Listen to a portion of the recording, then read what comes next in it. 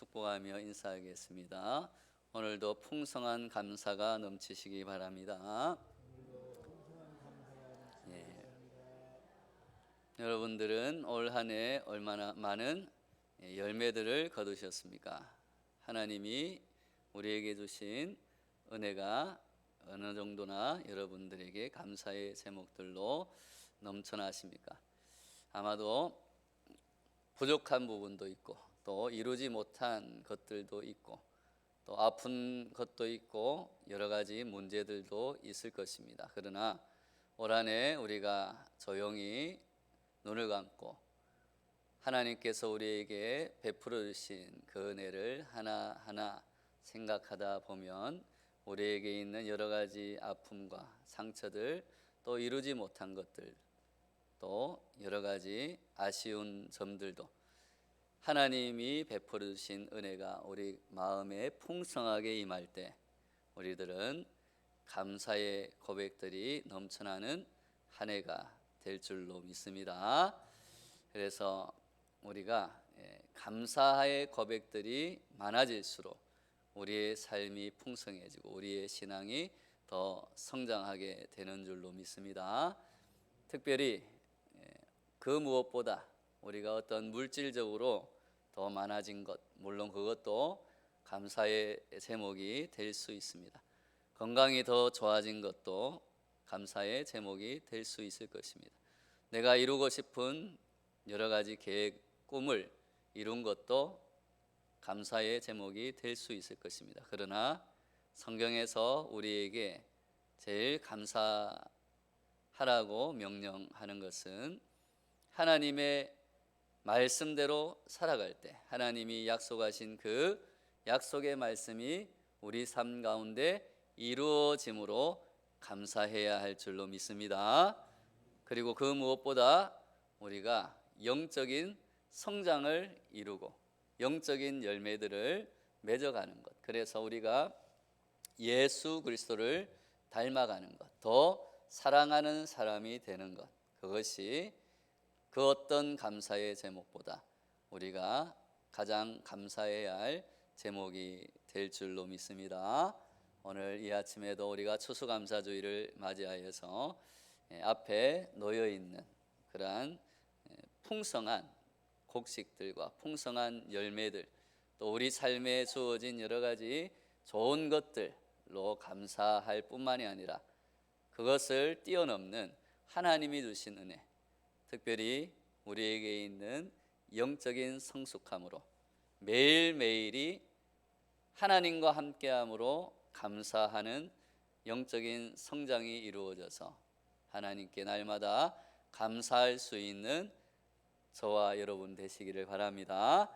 오늘 이스라엘 백성을 그 영적인 성장으로 말미암아, 영적인 성숙으로 말미암아 그들의 앞길이 열리고 하나님이 주시는 복을 받는 모습들을 우리에게 보여주고 있습니다.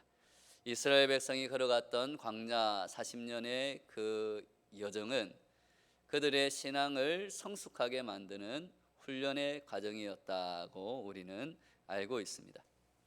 이 과정을 통하여서 조금만 불편한 게 있으면 불평, 원망을 서슴지 않고 하나님께 심판을 받았던 그 이스라엘 백성들이 이제 마지막 1년을 놔두고는 많이 그들의 믿음이 성장하게 되었습니다. 그들은 이제 권고하면 원망과 불평하던 그들의 입술에서 기도의 입술로 바뀌게 되었습니다. 그리고 그들이 형통하고 승리하면 교만해지지 않고 하나님께 감사하는 백성들이 된 것입니다. 그러자 주변 왕국들이 이 이스라엘 백성들을 무서워하기 시작했습니다. 그전에는 이스라엘 백성들을 무시했습니다. 그러나 이제 그들이 영적으로 성숙하고 하나님의 말씀에 순종하며 나아가자 그들은 승리하기 시작했고 주변 나라들이 이제 그들을 무서워하고 두려워하기 시작한 것입니다. 민수기 22장 1절 3절 말씀 같이 한번 읽어보겠습니다. 시작. 이스라엘 자손이 또 길을 떠나 모압 평지에 진을 쳤으니 요단 건너편 곧 여리고 맞은편이더라.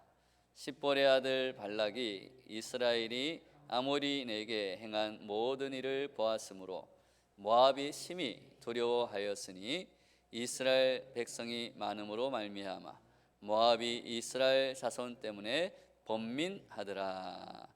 1년 전만 하더라도 모압 백성들은, 또 모압 왕은 이스라엘 백성들을 아무렇지도 않게 여겼습니다. 그들은 별 그렇게 대단한 민족이 아니다, 상대가 되지 않는다, 우리 모압과 이스라엘 백성들은 상대가 되지 않을 만큼 우리 모압이 강하다라고 생각했습니다. 그런데 이제는 이스라엘 백성들을 두려워하기 시작했습니다. 그래서 그들 때문에 근심하게 되었다, 번민하게 되었다고 말씀하고 있습니다.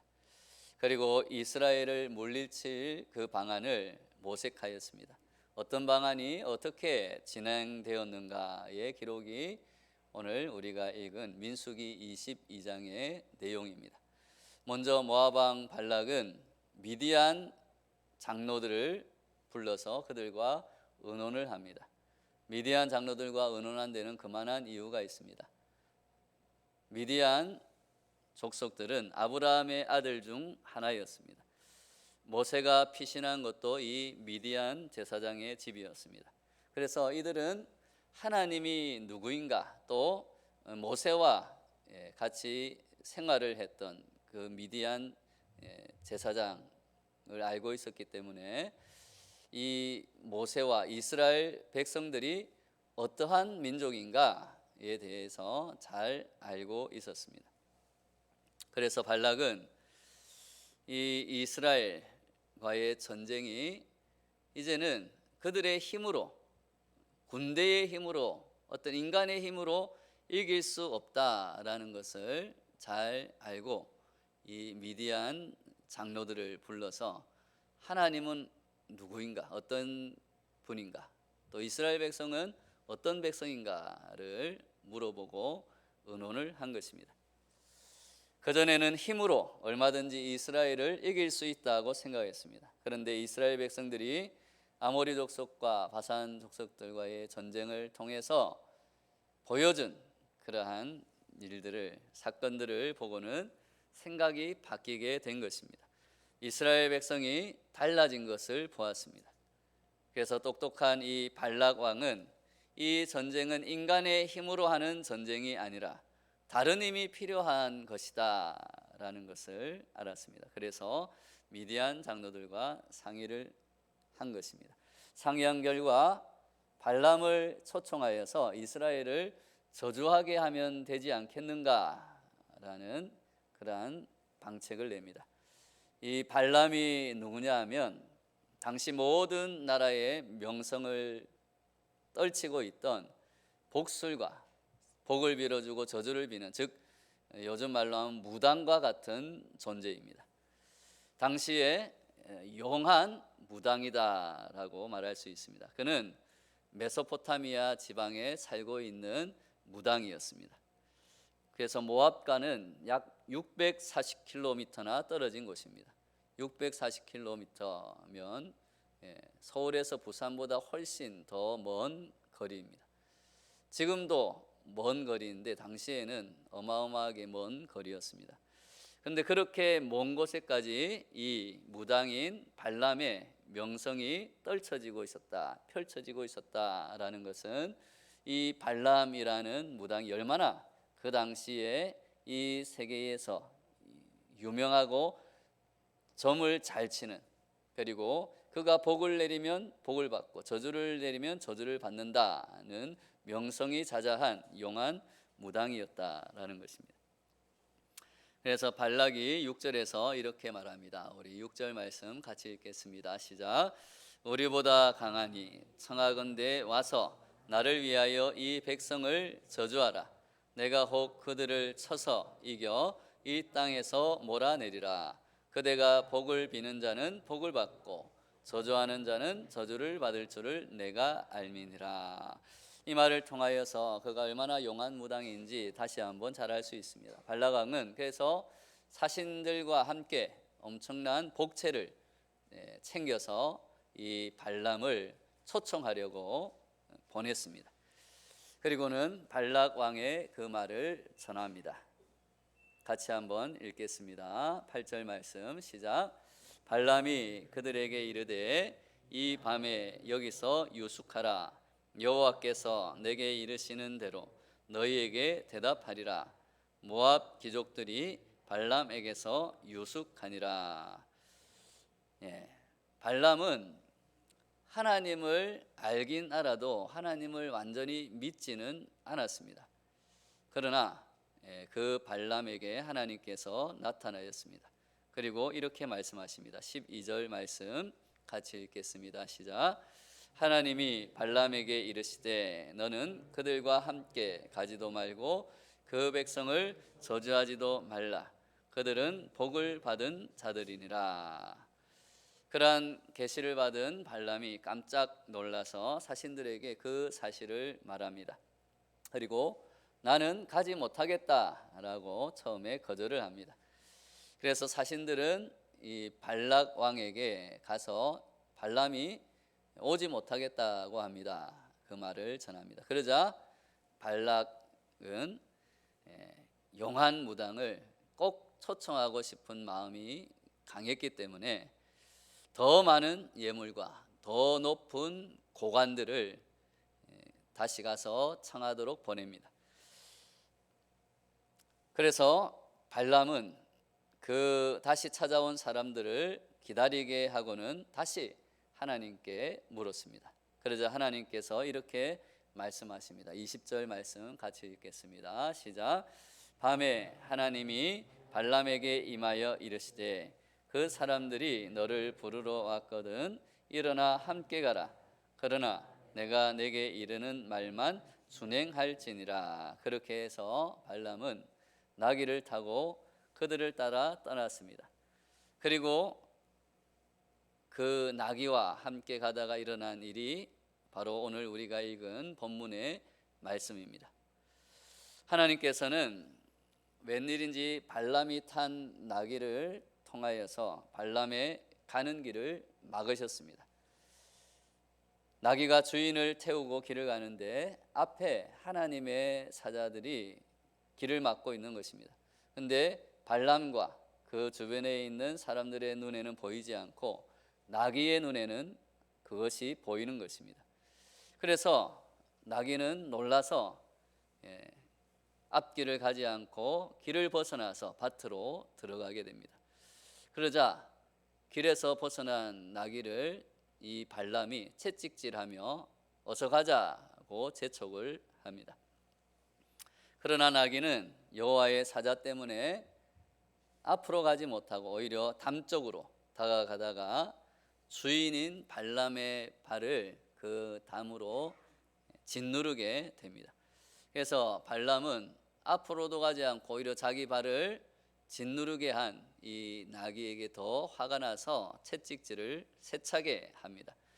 그래도 나귀가 바른 길을 가지 않고 이제는 아예 엎드려 버리자 발람은 화가 나가지고 지팡이로 이 나귀를 내리칩니다. 그러자 하나님께서 신기하게도 나귀의 입을 여시고 이 발람에게 말을 하게 합니다. 내가 당신에게 무엇을 하였기에 나를 이같이 3번이나 때리십니까? 그러면서 발람에게 아니 주인님, 제가 지금까지 당신의 말을 거역한 적이 한 번이라도 있습니까? 라고 나귀가 입을 열어서 발람에게 이야기합니다. 따지고 묻습니다. 그러자 발람이 한 번도 없었다 라고 대답합니다. 이 말은 무엇입니까? 나귀가 지금 내 눈앞에 얼마나 위험한 것이 있었으면 제가 그동안 한 번도 당신의 말씀을 명령을 어기지 않았는데 지금 이렇게 3번이나 어기면서 주저앉았겠습니까? 제발 영적인 눈을 떠서 하나님의 사자를 쳐다보십시오. 이렇게 어떻게 보면 나귀가 동물이 영적인 사람에게 영적인 눈을 떠라고 경고하고 있는 것입니다. 그때 하나님께서 이 발람의 눈을 여셨습니다. 그리고 보니까 하나님의 사자가 그 앞길을 가로막고 서 있는 것을 발견하였습니다. 지금 여기서 우리가 깨달아야 할 것이 있습니다. 우리가 앞서 발락 왕도 이 발람을 초청해서 이스라엘 백성을 저주하게끔 만들려는 이 발락 왕도 무엇인지는 모르겠지만 이스라엘 백성을 치는 데는 힘으로는 안 될 것 같아요. 사람의 어떤 능력으로 되는 것이 아니다. 무엇인가 이것은 영적인 힘이 필요하다라는 것을 알고 있습니다. 또한 미디안 장로들도 모세와 하나님에 대해서 들었고 또 알고 있다라는 것입니다. 그래서 무당인 발람을 불러서 저주를 내리라고 조언을 했을 것입니다. 또 무당 발람은 하나님으로부터 계시를 받을 만큼 하나님에 대해서 잘 알고 있습니다. 그런데 이들에게는 결정적인 결함이 있다라는 것입니다. 모두 다 하나님을 알고 있고 영적인 것이 중요하다는 것을 깨닫고 있지만 잘못된 방법으로 대응하고 있다라는 것입니다. 잘못된 방법으로 문제를 해결하려고 하고 있다는 것입니다. 우리가 깊이 깨달아야 하는 것은 아무리 영적인 것에 관심이 있고 하나님에 대해서 알고 있다고 하더라도 우리에게 있는 문제가 완전히 해결되는 것이 아니라는 사실입니다. 문제가 생겼습니다. 때로는 돈으로 해결해 보려고, 때로는 권력으로 해결해 보려고, 그렇게 해결되는 문제들도 많이 있을 것입니다. 그러나 어떤 문제들은 전혀 풀리지 않는, 돈과 권력으로, 우리가 가진 능력으로, 인간의 힘으로 풀리지 않는 문제들이 우리 삶에 있다라는 것입니다. 그래서 마음속에 이것은 뭔가 다른 문제구나, 다른 게 있구나 하는 생각이 듭니다. 그래서 하나님을 제대로 믿지 않고 신뢰하지 않는 사람들은 그것을 때로는 무당을 찾아가기도 하고 점을 쳐보기도 합니다. 나에게는 복을 내려달라 하고 내가 싫어하는 사람에게는 저주를 내려달라고 많은 복채를 주어서 굿판을 벌리기도 합니다. 이것이 오늘 우리가 읽은 발락 왕과 미디안 장로들과 발람, 그리고 하나님을 믿지 못하는, 하나님을 따르지 않고 하나님의 말씀에 불순종하는 대부분의 사람들이 해결하는 방법입니다. 오늘 본문에서 주목해야 하는 것이 있습니다. 오직 나귀만이, 동물인 나귀만이 하나님의 사자를 보고 두려워하고 엎드렸다라는 것입니다. 오직 나귀만이 하나님의 명령에 따르고 있다라는 것입니다. 우리들은 이런 말을 할 수도 있습니다. 아니, 나귀가 말을 하다니요, 앵무새가 말을 따라하는 건 들어봤어도 나귀가 말을 하는 것은 금시초문입니다. 어떻게 그런 일이 있을 수 있습니까? 네, 그렇습니다. 나귀는 말을 할 수 없습니다. 그런데 우리 예수님께서 이런 말씀을 하셨습니다. 내가 너희에게 말하노니 만일 이 사람들이 침묵하면 돌들이 소리 지르리라 하시니라. 할렐루야. 나귀가 말을 해서가 아닙니다. 하나님의 뜻은 온 천지 삼라만상을 통해서 전해지고 있다라는 것입니다. 하나님의 사람들이 참 진리를 말하지 않는다면 나귀나 돌들을 통해서 하나님은 하나님의 진리의 말씀, 하나님의 복음, 하나님의 생명의 말씀을 전해 주시는 줄로 믿습니다. 문제는 우리가, 특히 우리 믿는 성도들이 얼마나 영적인 눈이 열려 있느냐. 그래서 하나님의 그 말씀, 하나님의 뜻을 우리가 얼마나 똑바로 바라보고 있는가, 그것이 중요하다라는 것입니다. 나귀는 현재 하나님의 사람을 보고 있습니다. 그런데 용하다는 그 무당인 발람과 높은 지위에 있다는 고관들은 하나님을 보지 못하고 있다라는 것입니다.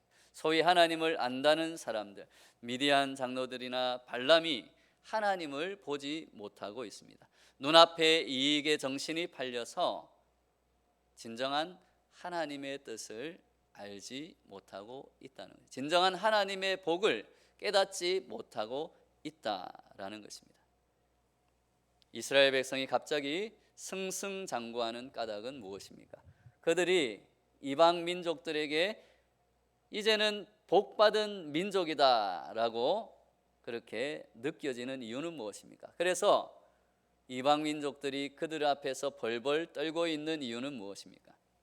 그것은 이스라엘 백성들이 신앙의 본질을 깨달았기 때문입니다. 영적인 눈이 뜨여서 이제 하나님의 뜻을 깨닫고 하나님의 말씀에 순종하며 하나님의 방법으로 하나님의 길을 가고 있기 때문에 이제 이방 민족들로 하여금 야, 저 백성들은 하나님의 복을 받은 백성이다, 하나님께서 함께 하심으로 승리하는 백성이다 라고 인정받게 되었다라는 것입니다. 할렐루야.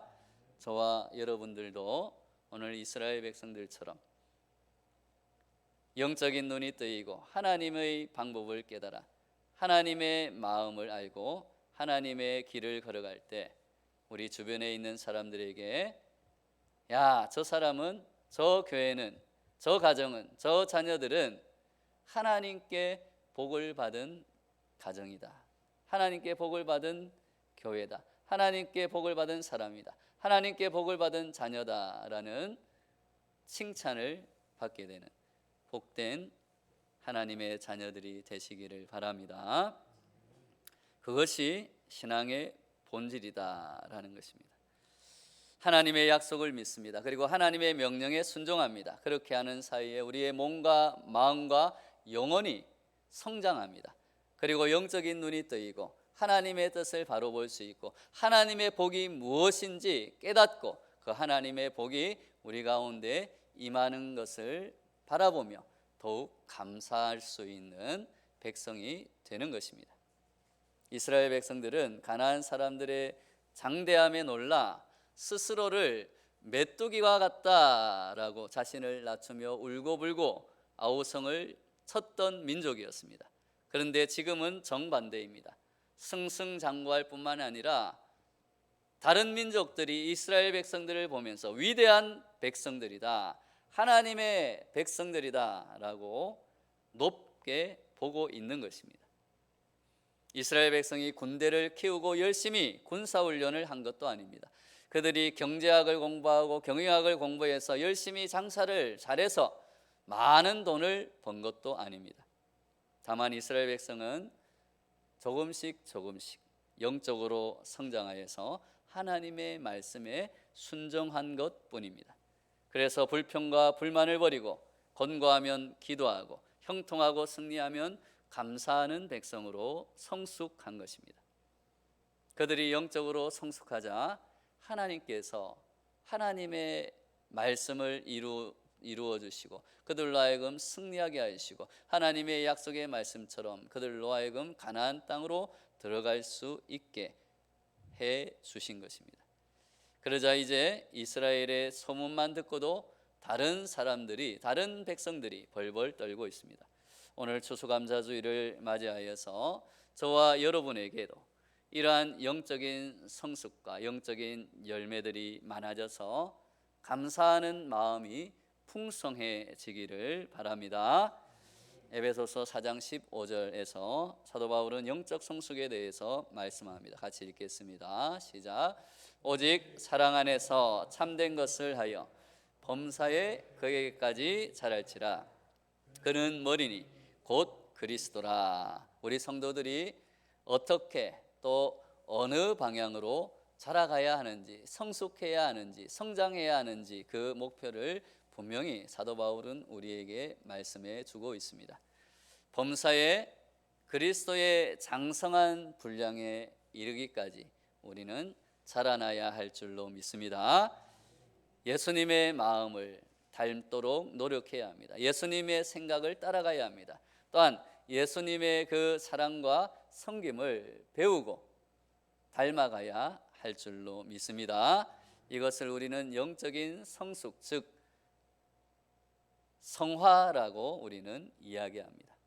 그러므로 우리는 죽을 때까지, 하늘나라에 갈 때까지 예수님을 닮아가고자 하는 성화의 과정을 살아가고 있다라는 것입니다. 이 성화의 과정을 우리가 밟아갈 때 하나님이 주시는 4가지 축복이 있습니다. 첫째는 우리 영혼이 영원한 안식을 얻게 된다는 것입니다. 하나님이 주시는 세상이 줄 수 없는 참된 평강이 우리 영혼 가운데 임하게 되는 줄로 믿습니다.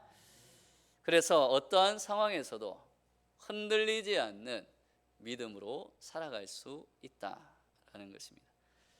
두 번째로, 다른 사람들이 우리를 성도다, 하나님의 백성이다 라고 부르며 존경받는 삶을 살아갈 수 있게 된다는 것입니다. 셋째는 악한 세력들이 무서워하며 달아나기 시작합니다. 하나님이 우리를 지켜주시고 우리 앞길을 열어주실 때 우리를 방해하는 악한 세력들이 물러가게 되는 줄로 믿습니다. 넷째, 우리의 삶 가운데 하나님의 사명을 이루며 하나님의 말씀을 이루는 삶을 살아가게 된다라는 것입니다. 오늘 추수감사주일에 하나님이 베풀어 주신 풍성한 은혜에 감사하며 우리가 더욱더 영적인 성숙을 이루어서 하나님이 주시는 이 모든 고귀한 축복이 저와 여러분의 것이 되는 그러한 축복받은 백성들이 되시기를 예수님의 이름으로 축원합니다. 다 같이 오늘 말씀을 붙들고 우리 1분간 주여 한번 외치고 기도하며 나아가겠습니다. 주여